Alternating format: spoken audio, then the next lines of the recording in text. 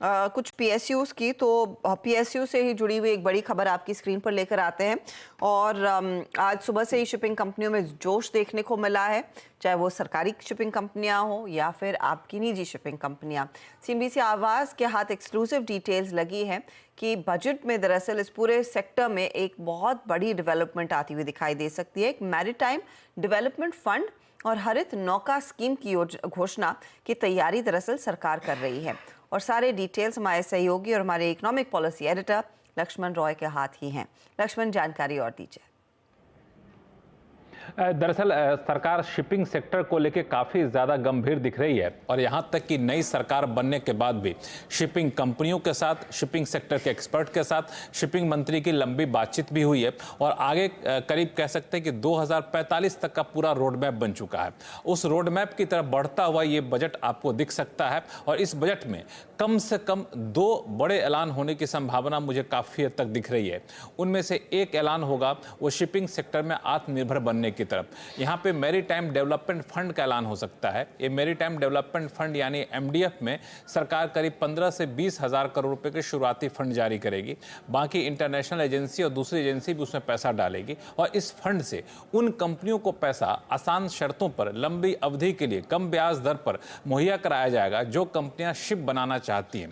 क्योंकि अभी दिक्कत यह है कि शिपिंग सेक्टर में जो कंपनियां शिप बनाना चाहती हैं उनको लंबे समय के लिए फाइनेंस मिलना मुश्किल हो जाता है। तो ये एमडीएफ इस मुश्किल को दूर करता हुआ यहाँ पर दिखेगा और भारत इसके लिए ज़्यादा इसलिए दिलचस्पी दिखा रहा है क्योंकि पूरे शिप बिल्डिंग में भारत की भूमिका काफ़ी ज़्यादा कम है। दुनिया भर में अगर शिप बिल्डिंग के हिसाब से देखें तो मुश्किल से 2% की हिस्सेदारी भारत की रहती है। इस वजह से लीजिंग में, शिप लीजिंग में काफ़ी ज़्यादा खर्च हो जाता है। तो एक एमडीएफ का ऐलान हो सकता है। इसमें प्रस्ताव शिपिंग मंत्रालय की तरफ से वित्त मंत्रालय के पास जा चुका है और शिपिंग मंत्रालय को उम्मीद है कि शायद बजट भाषण में इसका जिक्र यहाँ पे आए।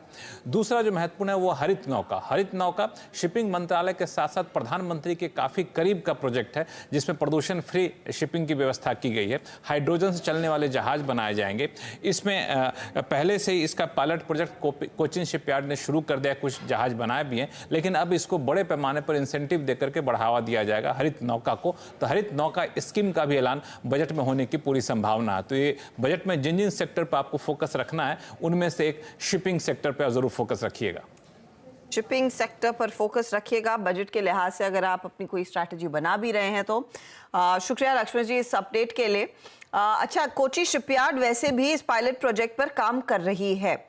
आशीष, आपकी क्या राय रहेगी? क्योंकि देखिए ये स्टॉक भी एक आउट परफॉर्मर रहा है, 2863 के लेवल्स पर इस समय ट्रेड करता हुआ और ईयर टू डेट अगर इसकी चाल देखें तो यहाँ पर लगभग 320% के गेन्स देखने को मिल रहे हैं। 320% पिछले 6 महीनों में अकेले। ये 12 महीनों का 784% दिख रहा है। अब आप बताइए, यहाँ पर कुछ मौका मिलेगा लोगों को पार्टिसिपेट करने का या गाड़ी या ये शिप काफी आगे बढ़ चुकी है? तो हर्षदा, देखिए, मुझे तो ये बताते हुए खुशी होती है कि हमने इस पूरे स्पेस को बहुत ही अच्छी तरह से प्ले भी किया और इसके बारे में काफी चर्चा भी हमने की। इनफैक्ट कोचिन शिपयार्ड दिसंबर 2023 में इसका जो स्प्लिट और बोनस का एडजस्टमेंट आप प्राइस देखेंगे तो 674 का प्राइस था और तब से हमने इसके अंदर में हमारे पोर्टफोलियोज में भी जगह बनाई थी और हमने काफी चर्चा भी की इस स्टॉक के बारे में। और हम देख रहे हैं कि आज ये स्टॉक ऑलमोस्ट 2800 रुपया हो चुका है और अभी भी एक अच्छी स्ट्रेंथ आप देखेंगे मोमेंटम के टर्म्स में है। तो ये हमारा भी लॉजिक यही था कि पहला हाइड्रोजन फ्यूल सेल फेरी जो था वो कोचिन शिपयार्ड ने लॉन्च किया था और उसका इनॉग्रेशन खुद पीएम मोदी जी ने किया था।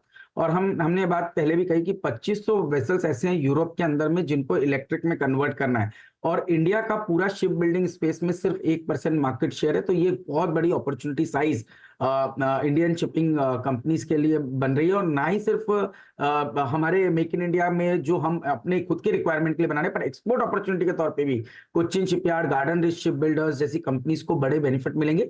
अब देखिए, जहां तक के प्राइस का सवाल है तो डेफिनेटली बड़े अपसाइड हो चुके हैं। अब इस तरह के ट्रेंड को प्ले करना हो तो आपको एक स्ट्रिक्ट कहीं ना कहीं अब एक स्टॉप लॉस लगाना होगा। बट अगर से आप एक स्टॉप लॉस लगाएं, और मैं समझता हूं कि कोचिन शिपयार्ड की बात करें तो डिस्क्लोजर है कि स्टॉक अभी भी हमारे पोर्टफोलियो में, पर मेरा मानना है कि जब तक स्टॉक 2650 के ट्रेजेक्टरी के ऊपर टिका हुआ है तब तक एक अच्छी strength Cochin shipyard, garden rich ship builder जैसे स्टॉक में देखने को मिल सकती है और एक फ्रेश मूवमेंट भी शॉर्ट टू मीडियम टर्म में बनता हुआ नजर आ सकता है। शॉर्ट टू मीडियम टर्म में और फ्रेश मूवमेंट्स रहेंगे, लेकिन ये स्टॉक्स आउट परफॉर्मर्स रहे हैं, जोरदार तेजी इनके नाम रही है। तो वो फोकस ऑफ कोर्स बना रहेगा पोस्ट बजट भी, जिस तरह का थ्रस्ट अब सरकार दे रही है। मैं इनफैक्ट